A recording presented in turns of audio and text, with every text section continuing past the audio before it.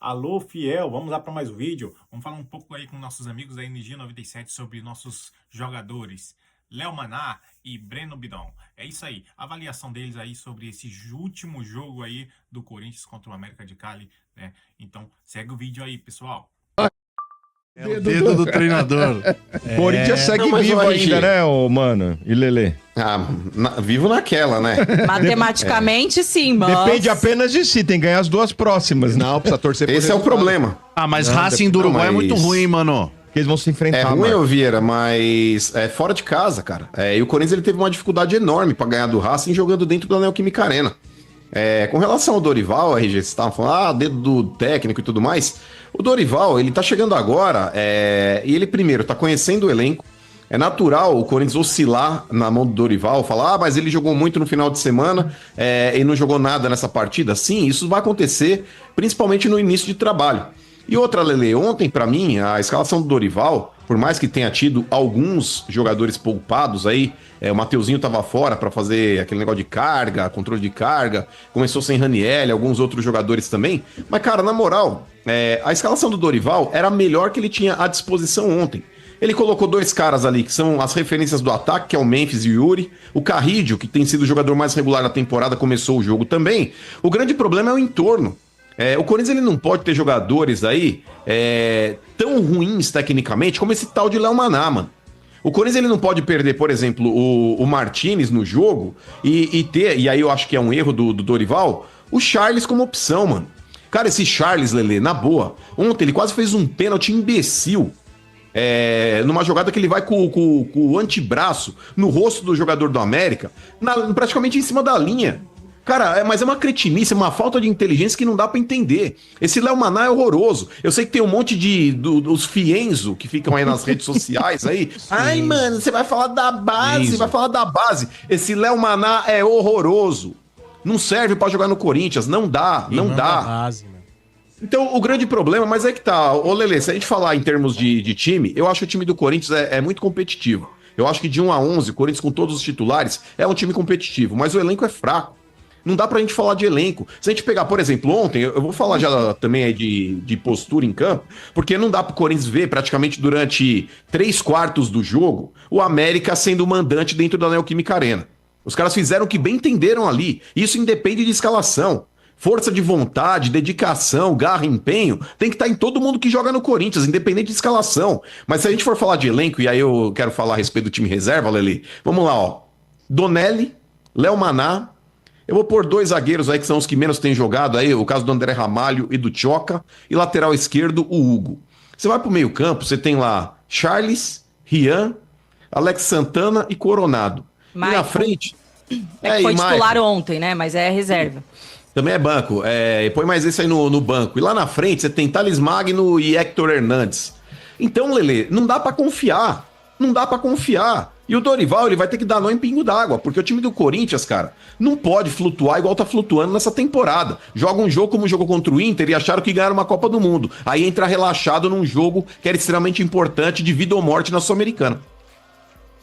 Inclusive, É isso, só falando, mano. ô, Lele, desculpa, só interromper um pouco. Diga, Motinha. Pra encaixar a fala do Dorival aí, entre vocês dois aí, que vocês estão falando sobre isso, que é exatamente o que ele falou na entrevista, né? Falou muito sobre o desgaste físico, né? Do time, que realmente ontem ele teve que poupar jogadores, que ele teve que fazer alguns sacrifícios ali, né? Fixo. E, É o crucifício. e falou... Pô, tu quer falar, mano? Sacrifício. Ó, chato, cara. Não, sacrifício. Não, fala essa merda aí, velho. Infeliz. Pô, tô falando no meio, tu veio falar Sacrifício. merda. Depois você brinca, cara. Vai. Ó, o Mota ficou bravo, Vieira. Não, calma. E mano. também falou o Já tem seguinte, amarelo, né? mano. E falou que o time tem que evoluir mais, né? O time tem que evoluir mais. E falou da preocupação dele aí com contratações pontuais, né? Que o Corinthians vai ter que fazer. Então seria zagueiro e um atacante de beirada. Eu não sei se satisfaz vocês dois. Diga aí, Lelê. Claro, a gente vem falando aqui faz tempo, né, que pro time realmente ser mais competitivo e não ter que depender, às vezes, desses caras que vêm do banco e que detona muito o nível de qualidade do time titular, precisa de contratações no meio do ano. E claro que a gente sabe que para isso vai ter que também se desfazer de alguns atletas que estão nesse elenco e que não são úteis Até porque você precisa liberar espaço nessa folha para trazer novos caras, já que o Corinthians não está em condições de ficar gastando mais dinheiro do que já gastou, né? E gastou muito, inclusive, na janela do ano passado para não cair. Agora sim, Motinha, vamos lá. Eu concordo, por exemplo, o Dorival usa uma das justificativas na sua coletiva de que o time realmente estava desgastado, né? Foram aí 3 jogos em 7 dias. Concordo que o calendário brasileiro, ele é assim, só que é assim para todo mundo. Você vai pegar o São Paulo, por exemplo, São Paulo conseguiu vencer ontem fora de casa e também teve seu jogo pelo Campeonato Brasileiro e pela Copa do Brasil. Né? Então, assim, o futebol é coletivo e ontem o time perdeu realmente coletivamente, porque o time como um todo foi mal demais, principalmente se a gente pegar o segundo tempo. Pregou, não existiu Corinthians no segundo tempo.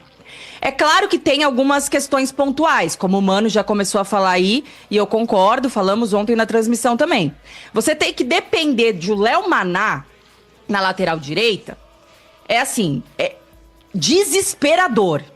Toda vez que o Mateuzinho não tem condição de jogo, seja por estar suspenso, seja por alguma lesão ou por controle de carga, como foi aí o caso de ontem, é desesperador, você não tem quem colocar. Só que, tudo bem que o Dorival tá chegando agora, ele precisa conhecer o elenco, e aí, se você não pode contar com o seu lateral direito titular, mais o óbvio, fazer o óbvio é você ir com o cara da mesma posição reserva, que seria o Léo Maná. Só que o torcedor corintiano, que já tá acompanhando há muito tempo esses jogos, esse problema na lateral direita e o futebol do Léo Maná, a gente já sabe que o Léo Maná não dá. Ô, Lelê, você falou isso uns 20 dias atrás, hein, Lelê? Sim. Aos 20 dias atrás você tinha comentado sobre o lateral direito, hein? Já sabe. E o Dorival descobriu isso ontem. Tanto é que teve um lance, meu Deus, ali no segundo tempo, que o Léo Maná, ele ficou órfão, ele ficou sem pai nem mãe. O jogador do... Meu Deus, do América de Cali fez um lance lá pelo corredor esquerdo, entrou sozinho dentro da área porque o Léo Maná foi parar lá na linha de fundo. Depois disso, acho que o Dorival ficou com tanta vergonha do que aconteceu ali que ele tira o Léo Maná de campo e improvisa o Charles pra fazer a lateral direita. E é ele uma trombando coisa com que... a Gileri, Lelê, no meio do Não, meu Deus do céu, mano, o que foi aquilo? É assim, é lance, gente, desculpa, não é que a gente tá pegando no pé do garoto. Aliás, eu sei que quando é garoto de base, não sei o que, a gente tem que realmente ter um pouquinho mais de paciência, porque vai oscilar, né? Às vezes o cara não apresenta um bom futebol no profissional já de cara, demora um tempo pra se adaptar. Mas não é o caso do Léo Maná. A gente já conhece... O Léo Maná já teve oportunidades aí, já vem tendo oportunidades com o time profissional há uns 2, 3 anos. E não dá, assim, né? Então, assim, a gente já sabia que, em vez de Léo Maná, ou testa o outro garoto lá, o Jacaré, que pelo menos ainda não teve tantas oportunidades como o Léo Maná, ou você improvisa alguém nessa lateral direita, que no caso é o Charles, o próprio Romero. Prefiro o Romero fazendo essa lateral direita do que o Léo Maná, tá? É verdade, Marco, pra você ver o nível da coisa. E não é querer queimar o garoto, pelo amor de Deus, eu nem gosto, assim, de queimar quando o garoto tá começando e tudo mais, Isso, porque a gente sabe que existe essa pressão realmente mais forte, né? Por exemplo, o Tchoca. O Tchoca, esse sim é um garoto que eu ainda vou defender, porque ele começou muito bem o ano, e aí ele teve 2 jogos ali onde ele foi mal. Ele teve falha, inclusive, pela Libertadores lá no Barcelona de Guayaquil. E sacaram o moleque, não deram mais oportunidades pra ele. Só que aí é muito fácil você tirar todas as oportunidades, meio que queimar o moleque, enquanto você continua com Félix Torres e André Ramalho falhando todo jogo e tendo novas oportunidades. Eu preferia tá dando mais uma oportunidade pro Tchoca, em vez de ficar ali entre André Ramalho e Félix Torres, que todo jogo erram. Mas aí, por não ser da base, os caras vão, vai dando mais oportunidades. O Léo Maná é diferente. É um caso diferente, por exemplo, do Tchoca, que já apresentou em dado momento um bom futebol, então você tem esperança no potencial. O Léo Maná nunca apresentou nada. Então me desculpa, né? Até Léo Maná, a família do Léo Maná que estiver ouvindo, mas não dá pra ser jogador do Corinthians. E o Dorival tá chegando agora? Tudo bem, descobriu isso ontem, né? Mas aí, mano, o time inteiro foi péssimo no segundo tempo. Não dá pra gente também jogar a culpa do resultado, que Foi um empate, mas foi um empate com gosto de derrota, né? Vamos ser sinceros.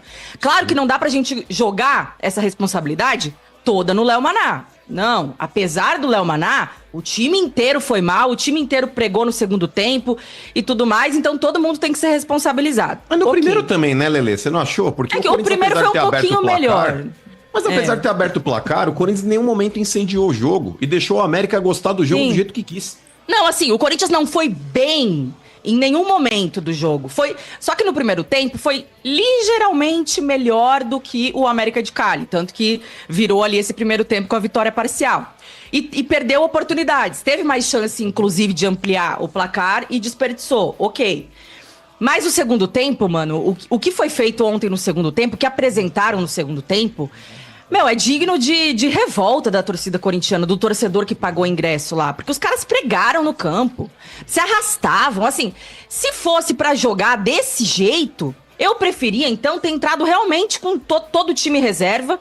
Que pelo menos, talvez, os caras iam tentar mostrar alguma coisa, estavam mais descansados.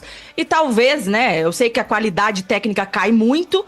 Mas eu vejo o Corinthians em jogos sul-americanos, tanto Libertadores quanto da Sul-Americana, perdendo muito mais por fator físico do que técnico, né? Porque assim, por que o Corinthians, vocês brincam, não pode falar espanhol que o Corinthians perde, e é verdade, a gente reconhece isso aqui, mas assim, se você pegar os adversários que o Corinthians não conseguiu bons resultados, tanto na Libertadores quanto na Sul-Americana, não são times melhores que o Corinthians, tecnicamente. Se você avaliar nome por nome, conjunto, e até o futebol apresentado do Corinthians no Brasileirão, por exemplo, e esses times nos seus devidos campeonatos nacionais.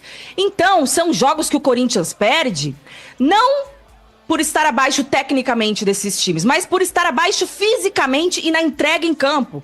Porque geralmente, né, esses times sul-americanos, quando disputam essas competições... Eles vêm pro tudo ou nada, eles vêm jogar a vida, então eles colocam essa intensidade dentro de campo. E o Corinthians não. O Corinthians entra que nem um bobão dentro do campo pros jogos. Que nem um bobão. Então, parafraseando o Caio. Então, e é isso, né? Assim, eu acho que tem momentos do futebol onde o esforço... Tem momentos do futebol onde o esforço e a forma física superam realmente a qualidade técnica. Tem alguns jogos que são assim. E é o que, pra mim, é o que acontece com o Corinthians nesses jogos sul-americanos. E aí eu só queria destacar uma coisa também, mano, porque a gente vem falando e vinha elogiando.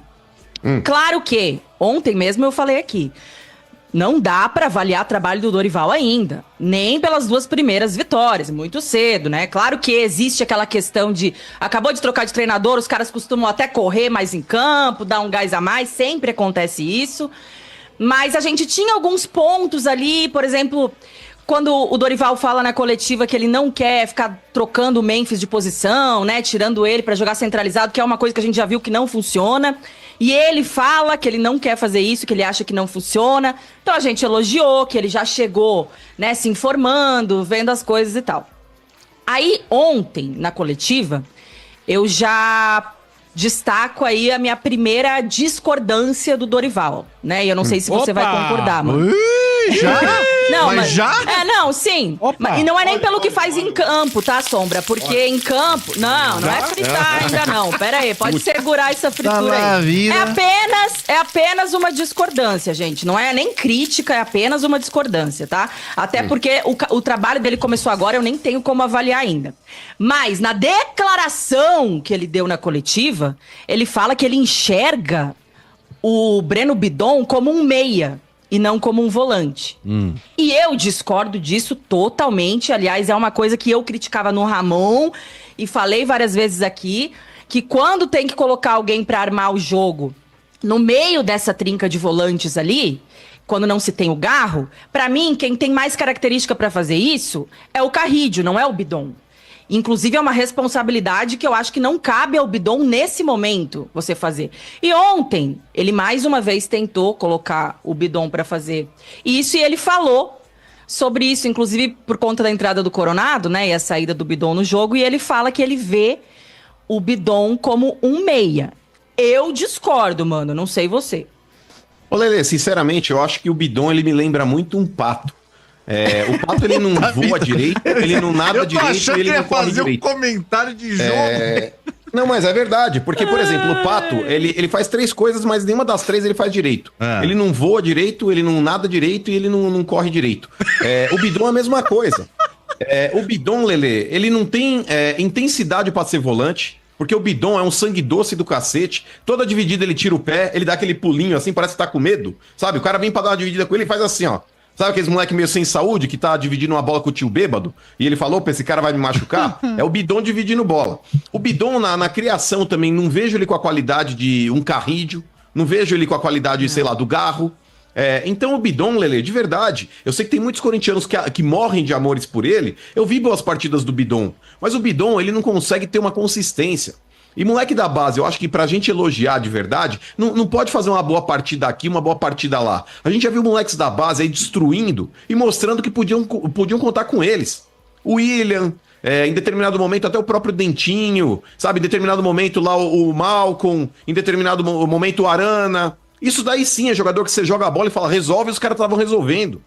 Agora, desculpa, Bidon, Rian, Léo Maná, Giovani, esses moleques que estão no elenco do Corinthians da base, pra mim hoje não tem nenhum tão diferente assim. O que é uma pena, porque esse Bidon aí era uma grande chance do Corinthians fazer um dinheiro com ele.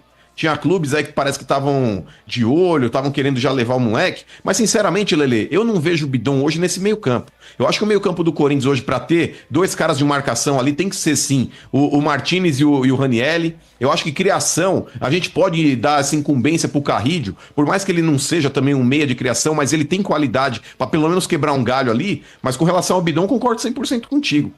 Não acho que é meia, assim, não. né? Por exemplo, no ano passado, se você pegar a reta final do Brasileirão, onde a gente conquista aquelas 9 vitórias consecutivas, o Bidon foi bem ali nesse meio de campo, porque o Ranielli não estava bem ainda, ele não tinha voltado, né? Então esse meio era Martinez, Bidon, Carrídio e Garro. Só que o Bidon, pra mim, ele é aquele volante, não é aquele volante também volantão, de contenção, que vai pro mano a mano, até porque ele não tem corpo pra isso. Ele é aquele volante que vai ajudar ali na saída de bola, né? Que vai ser ele é muito. O Bidon, ele é bom no quê? Em fechar espaços nesse meio de campo. Quando precisa da correria de fechar ali, essa é a característica principal dele como um volante. Ele É isso aí, fiel. Como vocês puderam ver, né? Nossas avaliações aí sobre o Léo Maná. Muita gente acha que ele não serve, né? No Corinthians, e o Breno Bidon aí em baixa, né? No nosso timão. Mas é isso aí, pessoal. Vamos esperar por os próximos dias aí com o nosso novo técnico Dorival Júnior aí, para ver se melhora essa garotada da base aí, né? E ver se ainda dá oportunidades para entre o zagueiro também, né? Que precisa também o Choca, né? Então vamos ver aí próximos dias, próximos jogos aí do nosso Corinthians, para ver aí como é que vai ser. É isso aí, fiel. Não esquece de se inscrever e deixa esse like aí para fortalecer o meu trabalho. Tamo junto, até o próximo vídeo e vai Corinthians!